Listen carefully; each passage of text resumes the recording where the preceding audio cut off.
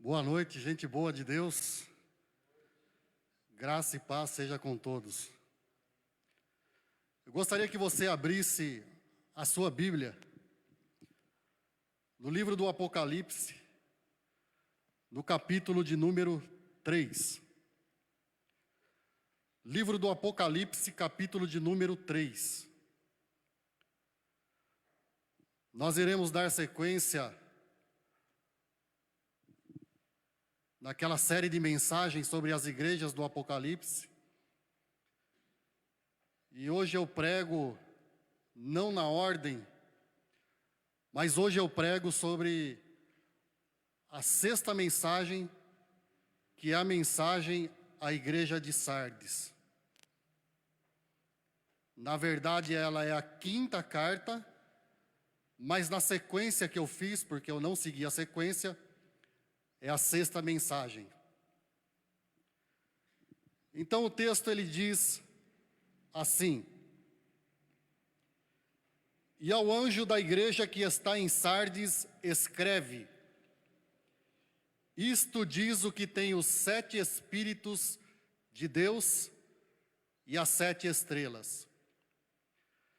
Eu sei as tuas obras, que tens nome de que vives e estás morto. Sê vigilante e confirma o restante que estava para morrer, porque não achei as tuas obras perfeitas diante de Deus. Lembra-te, pois, do que tens recebido e ouvido, e guarda-o, e arrepende-te. E se não vigiares, virei sobre ti como um ladrão, e não saberás a que hora sobre ti virei. Mas também tens em Sardes algumas pessoas que não contaminaram suas vestes, e comigo andarão de branco, porquanto são dignas disso. O que vencer será vestido de vestes brancas, e de maneira nenhuma riscarei o seu nome do livro da vida, e confessarei o seu nome diante de meu Pai e diante dos seus anjos. Quem tem ouvidos, ouça o que o Espírito diz às igrejas. Pai, nós queremos ouvir a Tua voz nesta noite, Senhor. Queremos ouvir aquilo que o Teu Espírito tem a ministrar no nosso coração. Sabemos que a mensagem, ela é extremamente aguda. Sabemos que é uma mensagem de confronto. Mas ainda assim, ela se torna uma mensagem de amor, porque aquele que ama, orienta. Aquele que ama, avisa. Aquele que ama, instrui. E como diz a Tua própria palavra, Senhor Deus, se nós não recebemos correção ou instrução, nós somos bastardos. Mas nós temos a convicção no nosso coração, Senhor, que se nós estamos aqui nesta noite, com o privilégio de poder ouvir esta palavra, que é uma palavra que atravessa os séculos, que atravessa gerações, é porque o Senhor nos ama. Então, Senhor, porque o Senhor nos ama, fala conosco, nos instrui, revela sobre as nossas vidas o Teu querer e a Tua vontade, que o Teu Espírito Santo possa consolar, fortalecer, renovar, nos encher da Tua gloriosa presença, porque quando estamos cheios da Tua gloriosa presença e obedecemos a Tua palavra, então nós somos os mais abençoados dos homens e das mulheres na face da terra, Senhor. Pai, em nome de Jesus, fala conosco, para a honra, glória e louvor do Teu santo nome. Glória a Deus. Esta carta é a carta da CPI da fake news. É a carta onde o confronto com a falsidade, o confronto com a duplicidade, o confronto com a vida de aparências, o confronto com uma vida de fantasias, ou seja, é a orientação do próprio Jesus dada a João para que a sua igreja, e especificamente a igreja em Sardes, vivesse uma vida sem máscaras. E por que digo isso? E por que Jesus trouxe essa mensagem através do apóstolo João? Porque alguns têm uma imensa habilidade, uma extrema facilidade de se organizar e empurrar sobre diversos tempos, sobre diversos anos, uma vida de aparência, uma vida de duplicidade.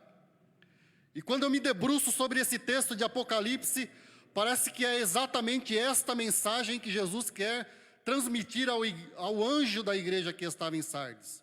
Ou seja, ele chama não somente aquele líder, mas ele chama toda aquela congregação a um concerto, a uma vida que deixasse a duplicidade, a fantasia, um combate e um confronto às aparências. E Sardes era uma cidade rodeada por rochas íngremes, uma cidade que possuía uma fortaleza e uma muralha natural e que conferia a ela uma proteção contra os seus inimigos. E não somente isso, mas também em Sardes havia um caminho de difícil acesso para chegar até no centro. E isso é importante a gente compreender, esse contexto histórico, esse contexto geográfico, é importante nós conhecermos para entender o centro da mensagem para aquela cidade. Então, esses fatores faziam com que a pomposa Sardes se sentisse impenetrável, inviolável, totalmente defensável, inabalável, inatingível, e esses fatores faziam que não somente aquela cidade, mas com que aquela comunidade contagiada pela filosofia daquela cidade se sentisse inabalável, inatingível. Até que, de repente ou repentinamente, Sardes é invadida pelos seus inimigos. Sardes foi invadida por Alexandre, por Ciro e por Antíoco.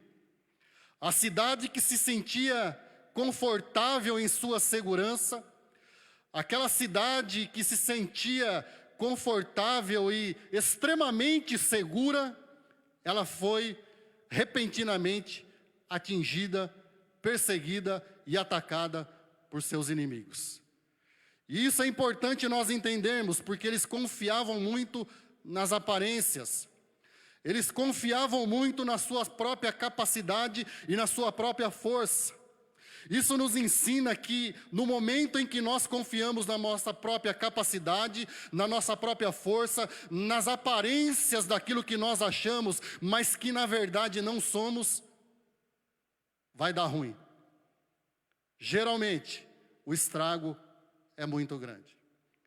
E dito isto, a título de introdução, eu gostaria de destacar 4 verdades, 1 conselho e 3 promessas. E a primeira verdade que eu gostaria de destacar é que Deus, ele não se impressiona, gostaria que você prestasse muita atenção nisso. Deus, ele não se impressiona com estrutura física, com performance religiosa e nem muito menos com influência política ou influência social. Eu vou repetir para você. Deus não se impressiona de maneira alguma com estrutura física, com malabarismo, com ginástica, com performance, com cacuete religioso e nem muito menos se impressiona com influência política ou social. Versículo de número 1 diz assim: isto diz aquele que tem os 7 Espíritos de Deus e as 7 estrelas. Conheço as tuas obras, que tem nome de que vives e estás morto. Conheço as tuas obras.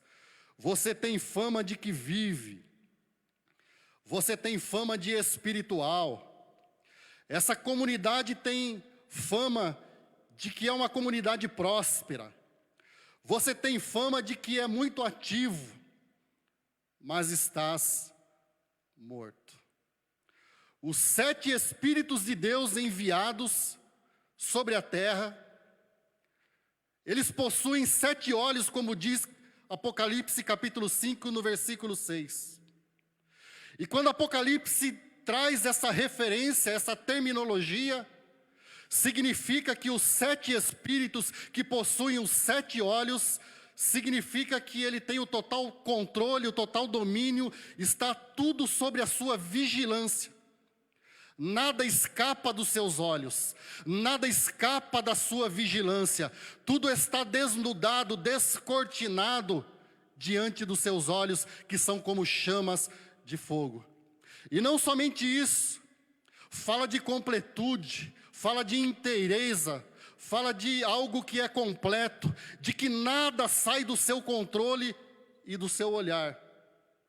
E os 7 espíritos que têm as 7 estrelas, que são os 7 líderes das igrejas da Ásia Menor.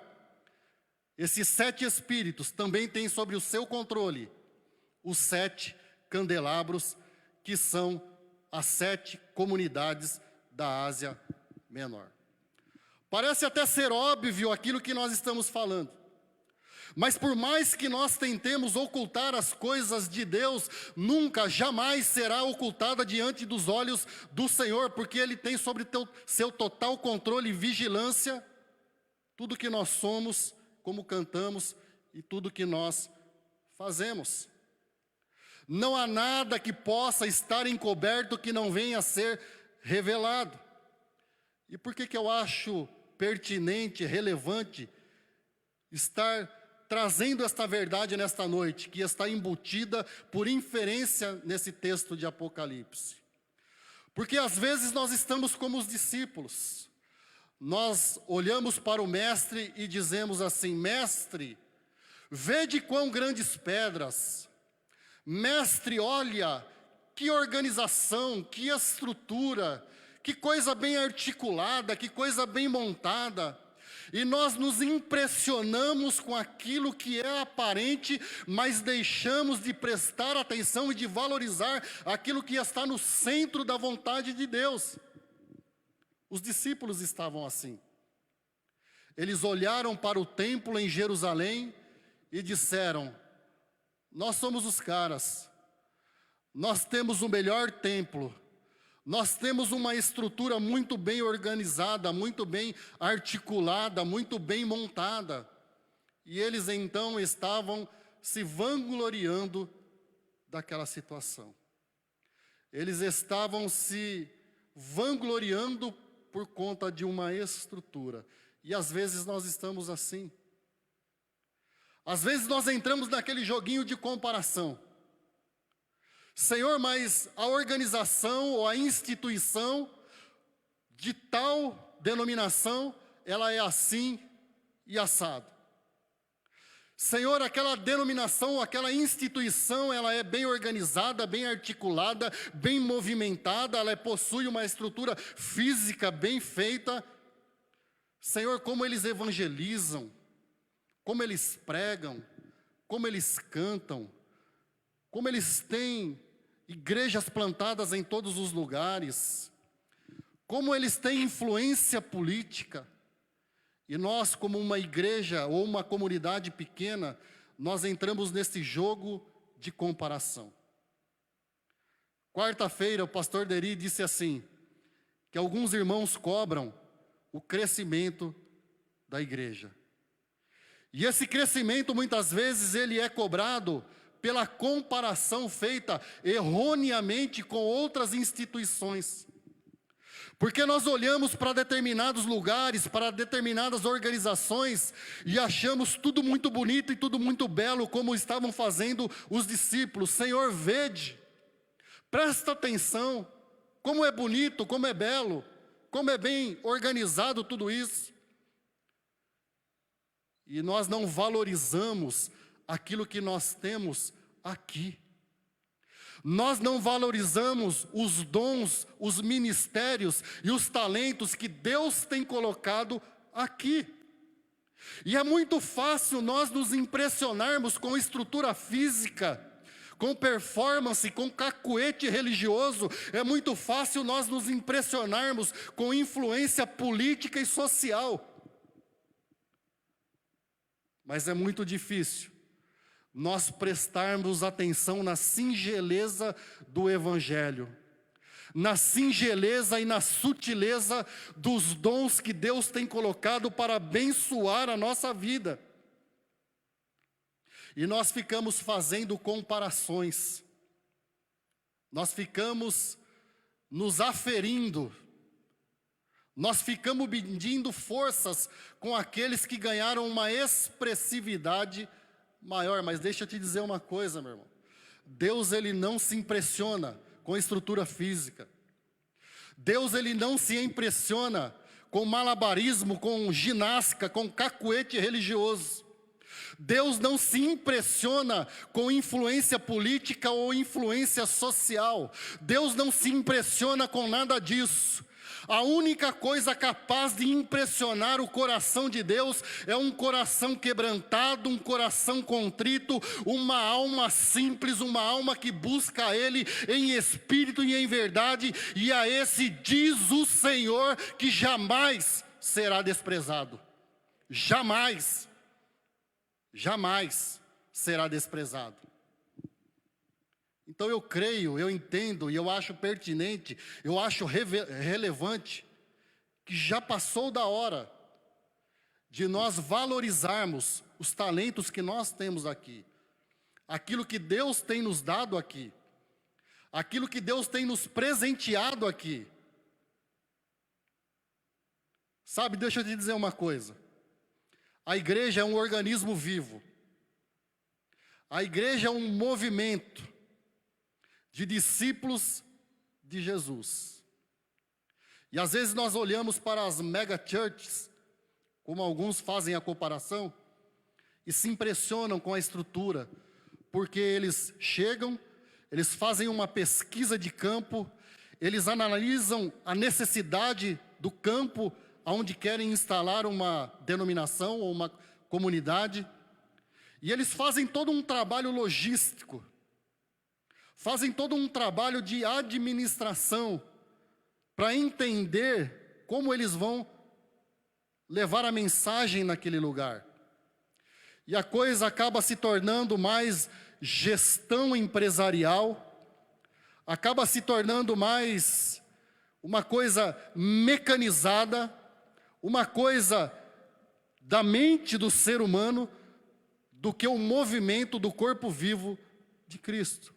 Porque deixa eu te dizer uma coisa, a igreja deve nascer do relacionamento entre pessoas da mesma fé, e nunca de gestão eclesiástica, de gestão empresarial, de análise de campo, aonde nós iremos plantar uma igreja que vai render lucros, e às vezes nós fazemos essa comparação, mas a igreja é um organismo vivo.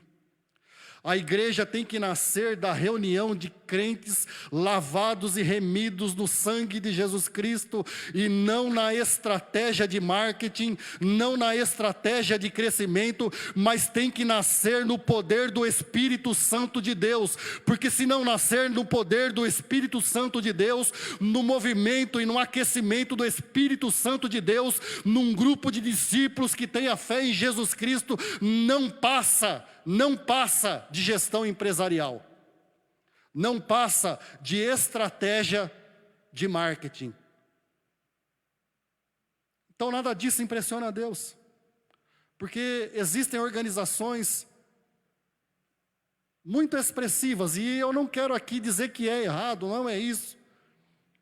Eu não quero aqui dizer que ser grande é errado, mas a pergunta é: a que preço? Se for ao preço de negociar a verdade, se for ao preço de negociar a totalidade da mensagem do Evangelho, não vale a pena, porque nós daremos conta daquilo que nós pregamos um dia, nós daremos conta daquilo que nós anunciamos um dia, e talvez possamos ouvir: apartai-vos de mim, porque não vos conheço. Nós temos um compromisso, principalmente nós líderes. Nós temos um compromisso inadiável, inarredável, inegociável com a totalidade da verdade do Evangelho. É esse o nosso compromisso. Esse é o nosso compromisso. Porque tentar qualificar pessoas ou situações pelo estereótipo, pela aparência, pela expressividade, corre-se um risco de um ledo engano. Sabe por quê? Porque fama não define caráter. Fama não define caráter. Expressividade ministerial, grandeza denominacional, não define integridade, honestidade, verdade e conteúdo da palavra de Deus. E isso fica muito nítido, fica muito claro nas cartas do Apocalipse, porque a igreja mais elogiada é a que menos tinha força, é a que menos tinha expressividade, é a que menos tinha eloquência, é a que menos tinha estrutura, é a que menos aparecia, e essa foi a elogiada. Tentar qualificar pessoas ou situações pelo estereótipo, pela aparência, corre-se o risco de um ledo engano. Conheço as tuas obras. Eu conheço as tuas obras. Que tens nome de que vives, que tem fama de que vives. Conheço as tuas obras. Vocês têm fama de que evangelizam muito, vocês têm fama de que pregam muito, vocês têm fama de que cantam muito, vocês têm fama de que constroem muitos templos, vocês têm fama de influência política, influência social, vocês têm fama de que são muito organizados, mas, entretanto, porém, estás morto. Então nós temos que tomar muito cuidado. Nós temos que prestar muita atenção nas comparações que fazemos, nas aferições que nós fazemos conosco e com outras denominações ou comunidades. E volto a falar, não é errado ser grande. O errado é ser grande a que preço? A pergunta é, a que preço nós iremos ser grande? Deixa eu te dizer uma coisa. Deus não se impressiona com isso. O maior no reino de Deus, disse o Senhor que é o menor. Aquele que quer ser grande no reino de Deus, que seja o menor. Então não cabe a nós negociar a palavra. Não cabe a nós negociar a mensagem do Evangelho a título de crescimento.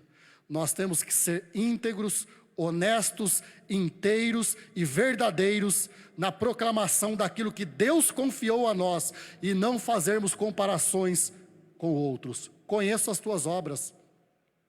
Vocês têm fama de que são muito espirituais. Vocês têm fama de que são muito ativos. Mas eu conheço a obra de vocês. E estás morto. Apesar de ter uma reputação de igreja viva, ativa, próspera e dinâmica, aquela igreja estava quase morta, com a consciência cauterizada pela aparente prosperidade. Prosperidade de estrutura física, não é aferição de sucesso para com Deus. Prosperidade de números não é sucesso para com Deus. O que Deus está buscando, como cantamos aqui, é verdadeiros adoradores que o adorem em espírito e em verdade. Isso não depende de um lugar geográfico. Não depende de um local geográfico bem estruturado, bem organizado, de aparência, bem articulado. Não depende. depende de pessoas que entenderam o seu compromisso com Deus, depende de pessoas que entenderam a verdade do Evangelho, que lutam por essa verdade e que não negociam essa verdade. Porque a aparência passa, mas quem faz a vontade de Deus, disse João, permanece para sempre. A segunda verdade que eu quero destacar nesse texto é que a falta de vigilância abre brechas consideráveis para derrotas pessoais e coletivas. A falta de vigilância abre brechas consideráveis,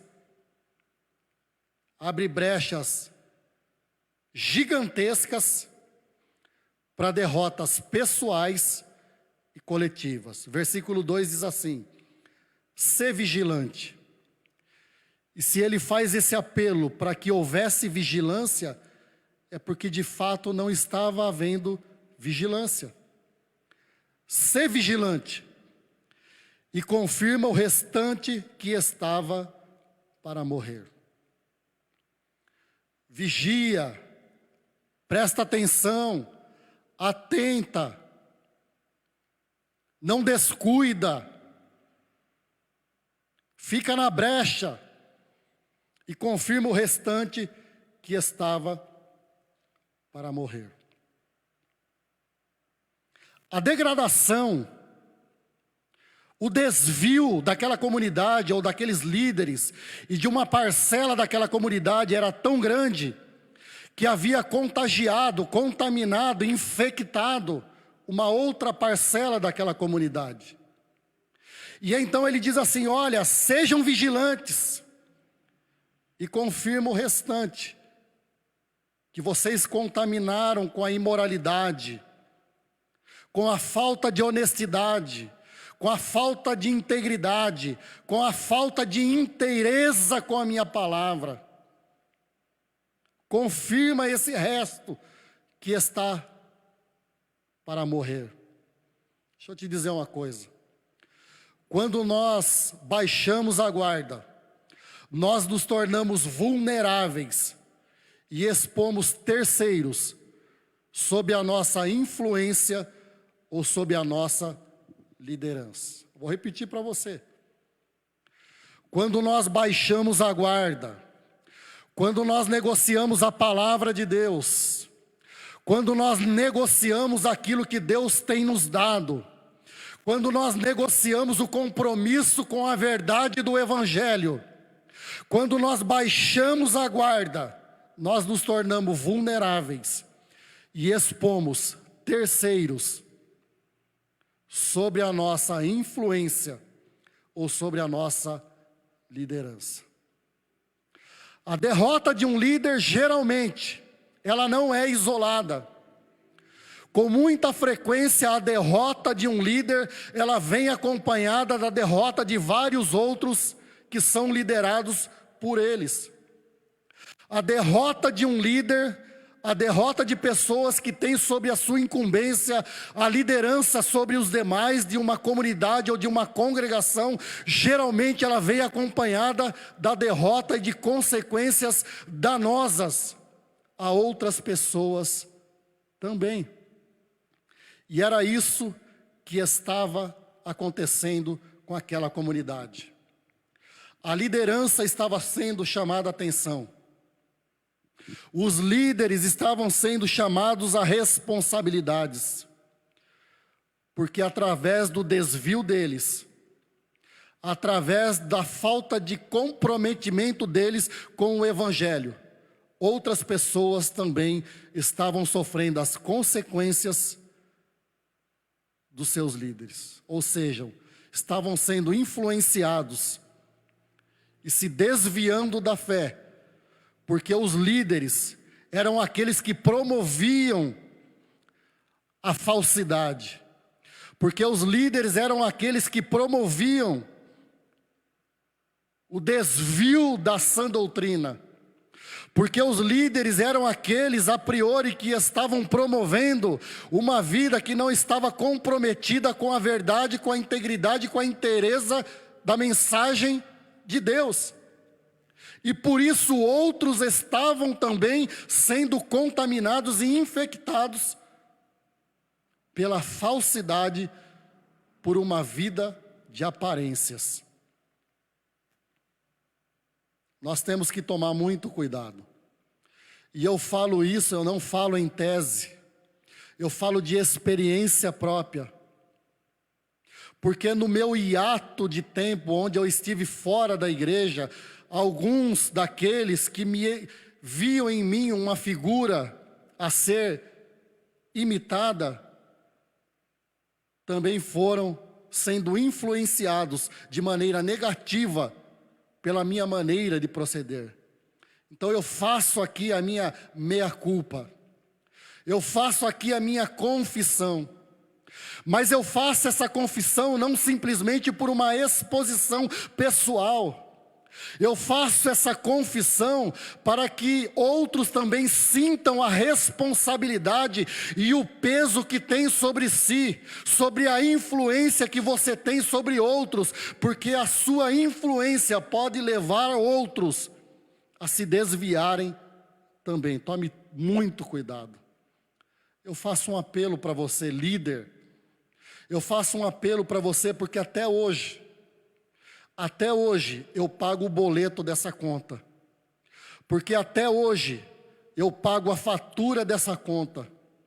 Porque até hoje eu sofro as consequências desse espaço de tempo aonde eu influenciei de maneira negativa alguns. Mas eu faço aqui a minha meia-culpa e chamo a sua atenção para que você sinta o peso dessa responsabilidade, para que você corrija a rota de morte, a rota de destruição, em que você está seguindo e influenciando outros a seguirem também. Isso é muito sério. As pessoas veem em nós, líderes, como espelho. Nós somos influenciadores. E se nós formos aqueles que influenciarmos de maneira errada, o peso sobre nós será maior. Porque a quem mais é dado, diz o Senhor, mais será cobrado. Então hoje é dia de correção. Hoje é dia de conserto. Hoje é dia de aparar as arestas. Hoje é dia de se dobrar no altar de Deus. Hoje é dia de arrependimento. Hoje é dia de chorar diante da presença de Deus. Hoje é dia de se derramar na presença do Senhor. Hoje é dia de rasgar a alma e rasgar o coração e dizer: Deus, eu preciso do Senhor. Eu quero voltar para o Senhor. Eu não quero que outros sejam influenciados pelo meu mau exemplo. É duro dizer isso. É duro dizer isso. Eu digo isso com dor no coração, com dor na alma. Mas é necessário dizer isso. Porque se Deus corrige, se Deus orienta, é porque Ele nos ama. Assim como Ele me amou, me corrigiu, me confrontou, me contestou e disse assim: é a última oportunidade que eu estou te dando. Isso teve um peso enorme na minha alma. Isso teve um peso significativo que mudou a rota por onde eu estava seguindo. Então a falta de vigilância, ela abre brechas consideráveis, gigantescas, derrotas gigantescas, que são pessoais e coletivas. Eu posso destruir toda uma comunidade pela minha influência, pelo meu comportamento, pelo meu jeito de ser. Isso é para você, líder. Isso é para você que lidera, para você que pastoreia, para você que tem sob sua responsabilidade os seus liderados. E não somente você que é líder, mas também você que talvez seja o líder do seu lar. Você que é o líder da sua casa. Você que influencia os seus filhos, que influencia os seus familiares. Isso é responsabilidade sua também, porque as pessoas estão te olhando. As pessoas estão nos olhando. Nós estamos num imenso, num gigantesco Big Brother, onde todos estão esperando a primeira falha para falar mal do Evangelho. Nós temos esse enorme peso sobre nós. A terceira verdade que eu quero trazer, embutida nesse texto, é que produtividade sem honestidade é o destino, o caminho inevitável para a falsidade. O versículo 2, na parte B, diz assim: porque não tenho achado as tuas obras perfeitas diante do meu Deus. Porque não tenho achado as tuas obras perfeitas diante do meu Deus. Produtividade sem honestidade é o caminho inevitável para a falsidade. Porque veja bem, o problema em Sardes não era a inoperância. O problema em Sardes não era a passividade. O problema em Sardes não era a falta de obras. O problema em Sardes não era a ausência daquilo que fazer, não era. Mas o problema em Sardes era a ausência e a falta de honestidade. Porque não tenho achado as tuas obras perfeitas diante do meu Deus. É possível defender causas relacionadas com Deus sem ter vida com Deus. É possível nós lutarmos por causas relacionadas ao Evangelho sem ter comprometimento e verdade e inteireza com o Evangelho. É possível nós defendermos o Evangelho sem viver o Evangelho. E era isso que estava acontecendo com a igreja em Sardes. Eu conheço as tuas obras. Vocês têm fama de que são, mas não são. Vocês têm fama de que são prósperos, espirituais, mas não são. Vocês são bem organizados, bem articulados, bem politizados, bem descolados, vocês fazem tudo muito bem. Mas eu conheço as tuas obras, porque vocês só têm fama, mas na verdade vocês não são. É possível defender coisas certas com as motivações erradas. É possível brigar por coisas referentes a Deus sem ter compromisso com Deus. Isso é muito sério. Sabe por quê? Porque nós nos acostumamos com a performance religiosa. Nós nos acostumamos com as engrenagens da religião. Nós nos acostumamos com aquilo que acontece no ambiente religioso. Então nos tornamos mecanizados, robotizados e fazemos as coisas, não raras vezes, sem ter compromisso com Deus. Porque nós queremos manter a aparência, queremos manter o status, queremos manter a fama daquele que prega bem, daquele que canta bem, daquele que evangeliza bem, daquele que ensina bem, daquele que constrói templos lindos, daquele que planta igrejas em vários lugares, daquele que faz uma excelente obra social, daquele que atende toda a sua comunidade, mas só Deus sabe como está o interior. Só Deus sabe como está a alma desse indivíduo ou dessa comunidade. Só Deus sabe. Então não se compare com outro, se compare consigo mesmo e com a palavra de Deus.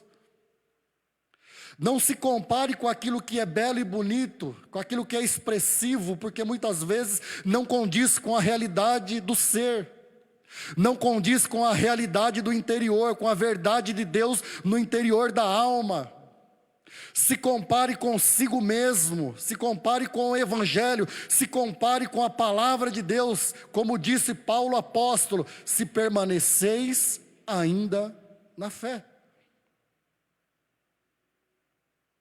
É possível fazer coisas para Deus sem ter vida com Deus. Volto a repetir. E como está escrito, tenho tanto prazer eu em que se ofereça sacrifícios do que em que se obedeça a palavra de Deus. É muito forte isso. É muito aguda essa palavra. Porque Isaías ainda faz uma repreensão. Aquele povo diz assim: Senhor, por que jejuamos nós e tu não atentas? Porque nós prestamos culto ao Senhor e o Senhor não está nem aí com a gente.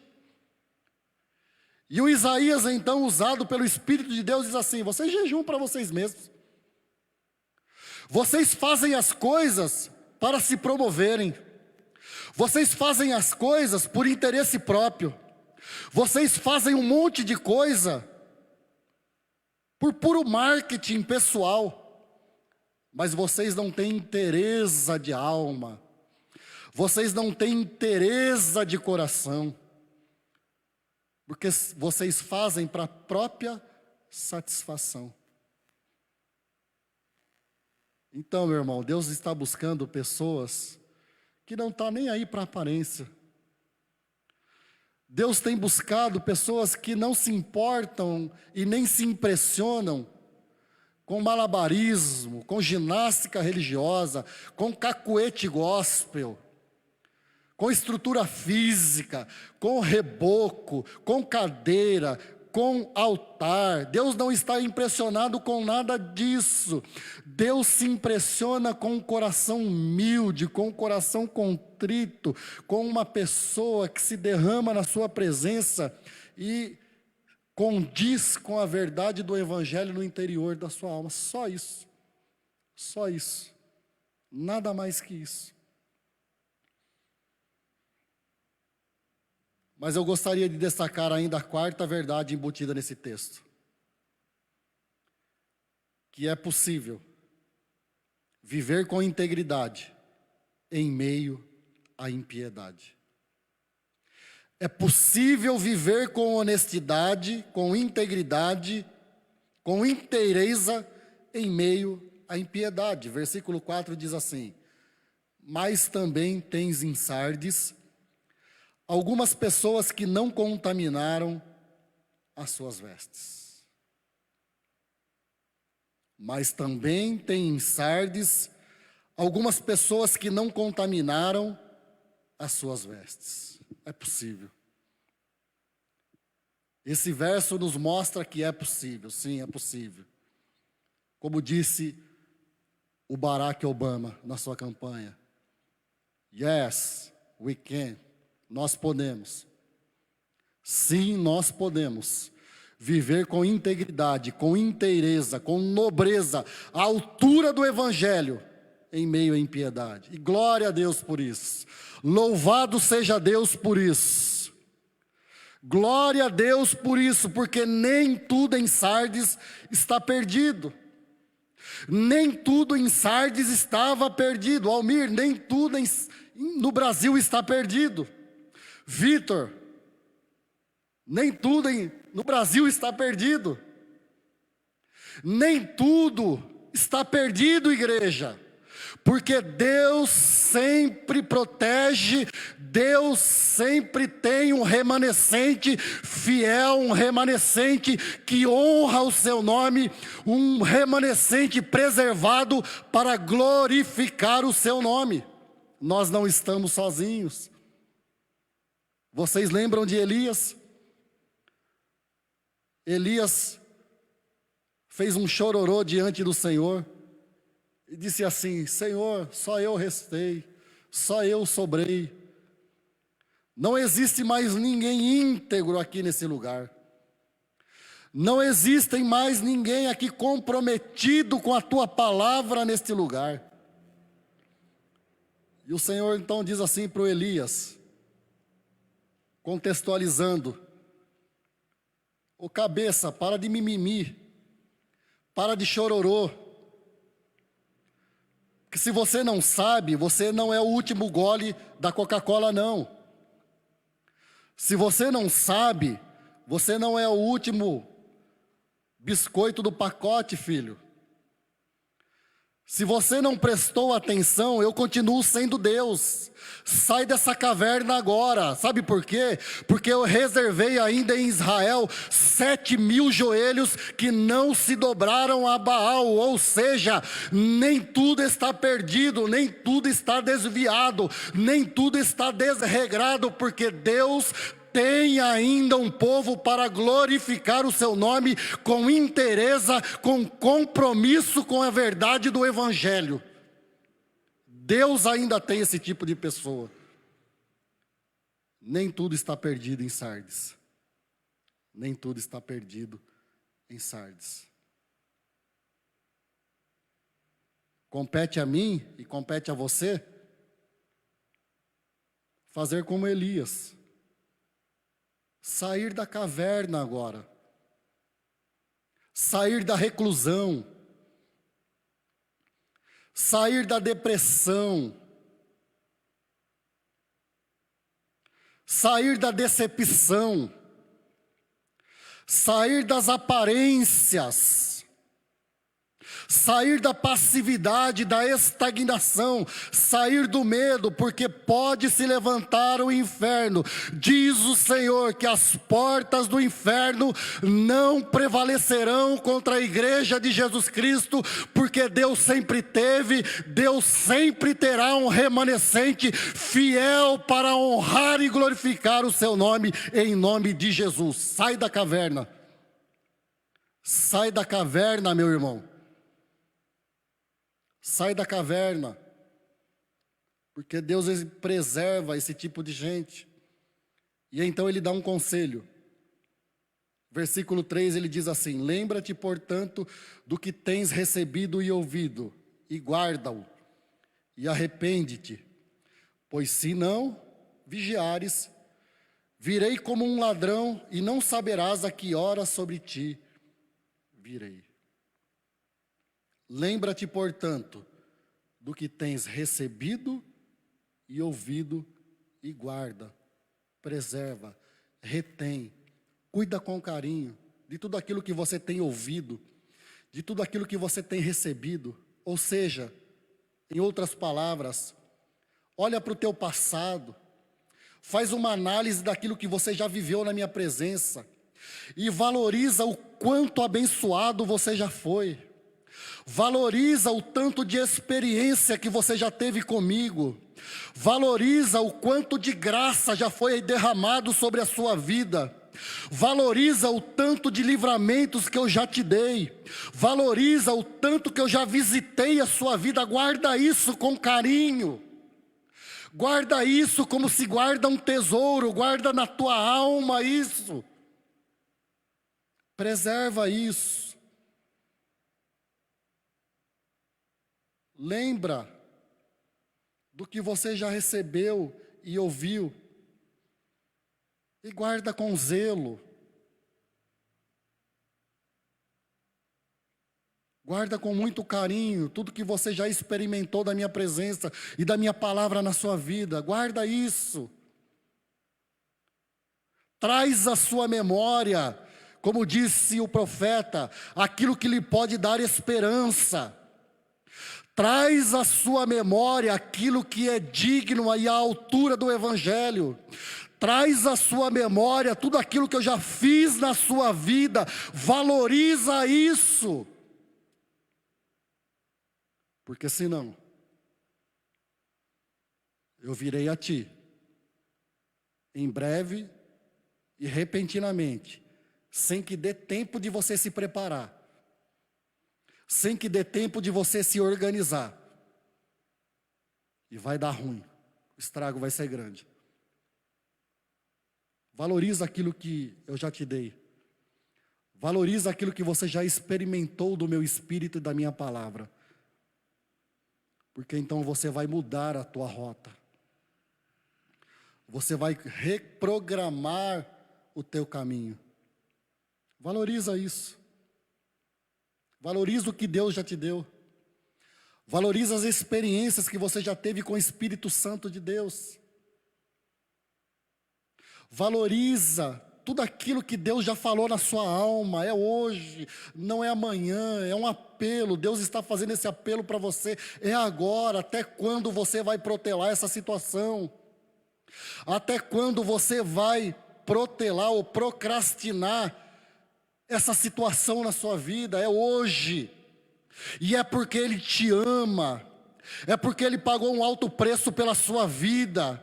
É porque Ele fez com que você ouvisse essa mensagem nesta noite. É porque Ele se entregou por você. É porque Ele te escolheu para ser nação santa, povo adquirido, para anunciar as riquezas, as grandezas daquele que te chamou das trevas para a sua maravilhosa luz. Mas tem que ser hoje. Tem que ser hoje, não dá tempo mais para adiar essa decisão. É hoje. Lembra daquilo que você já experimentou de Deus. É o conselho que Ele nos dá. E então Ele faz a primeira promessa.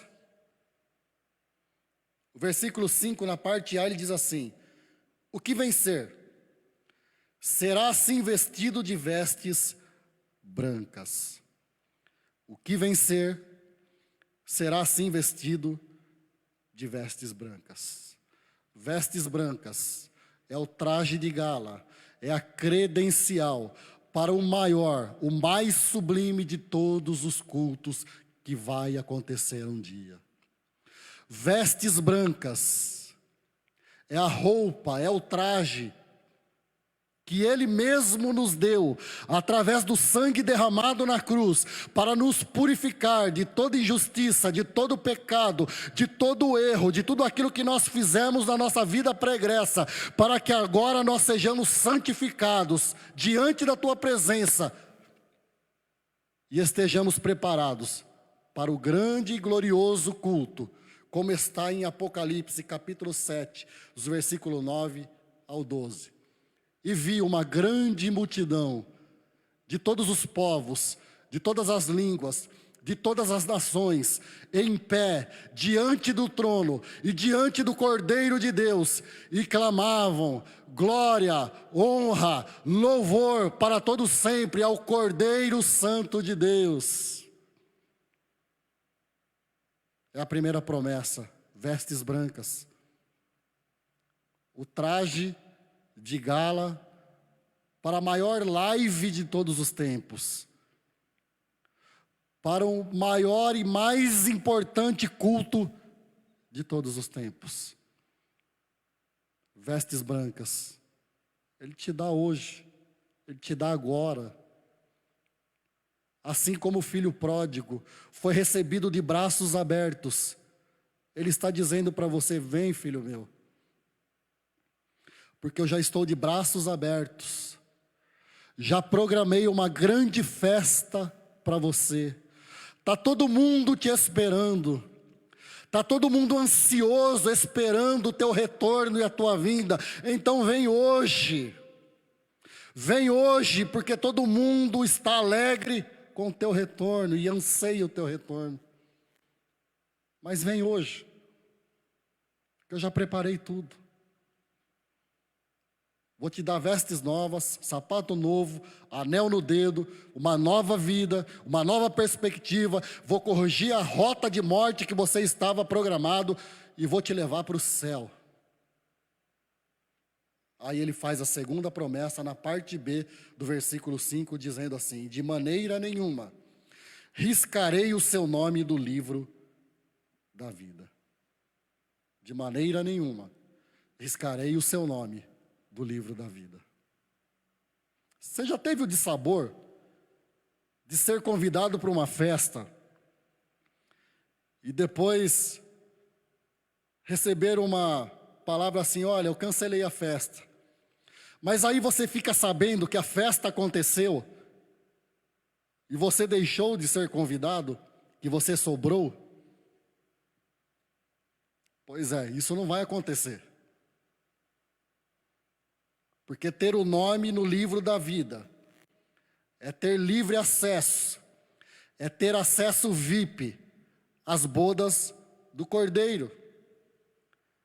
Ter o nome no livro da vida é ser considerado VIP, Very Important Personal, pessoa muito importante, pessoa mais que especial. Você é pessoa mais que especial para o Senhor. E o seu nome está no livro da vida. Não deixe as situações, não deixe as tribulações, não deixe que as dificuldades, não deixe que as lutas, não deixe que a influência de outros risquem o seu nome desse livro. Não permita isso. Eu falo de todo o coração, de quem já passou por essa situação, de quem já experimentou o gosto amargo dessa verdade. Não deixe que nada, absolutamente nada, risque o seu nome do livro da vida. Hoje é dia de salvação. Hoje é dia que o Senhor está com os braços abertos para te receber de novo. E então ele faz a terceira promessa na parte C do versículo 5, diz assim: antes confessarei o seu nome diante de meu Pai e diante dos seus anjos. Antes confessarei o seu nome diante de meu Pai e diante dos seus anjos. Isso significa, sabe o quê? Que toda a nossa fé, que toda a nossa perseverança, que toda a nossa luta, que todo o nosso empenho, que toda a nossa tenacidade para enfrentar as lutas, as tribulações da vida, serão recompensadas pública e triunfantemente diante dos anjos, diante de Deus, diante dos céus, diante da terra e diante do inferno. Deus vai nos honrar pública e triunfantemente diante de tudo e diante de todos. Porque Ele vai confessar o nosso nome para que todos saibam que agora nós não somos mais cidadão da terra, mas somos cidadãos do céu. Glória a Deus, louvado seja o Senhor. Quem tem ouvidos, ouça o que o Espírito diz às igrejas. Pai, nós pregamos a Tua palavra, Senhor. E eu tenho a convicção que o Teu Espírito ministrou nos nossos corações. Porque a Tua palavra, ela não volta vazia, sem antes ela cumprir aquilo pelo qual ela foi enviada. Então tem um propósito. Eu tenho absoluta certeza no meu coração que aquilo que foi ministrado nesta noite tem um propósito, tem endereço específico, tem uma caixa postal específica, tem um coração, uma alma específica. Então, Senhor, continua trabalhando esta palavra, regando esta palavra com o Teu Espírito, Pai, nesse coração, para que produza frutos para a glória e louvor do Teu nome. Muito obrigado, Senhor, por esta noite. Obrigado pela vida dos meus irmãos que possibilitaram esta live. Obrigado, meu Deus, pela vida daqueles que estão acompanhando esta live em seus lares. Que todos sejam abençoados, fortalecidos, renovados pelo poder da Tua palavra, pelo poder do Teu Espírito e pela Tua graça, Senhor. Em nome de Jesus Cristo. Amém. Tem aviso? Avisos? Só a live na quarta, culto dos jovens no sábado e uma outra live no domingo que vem com outro mensageiro.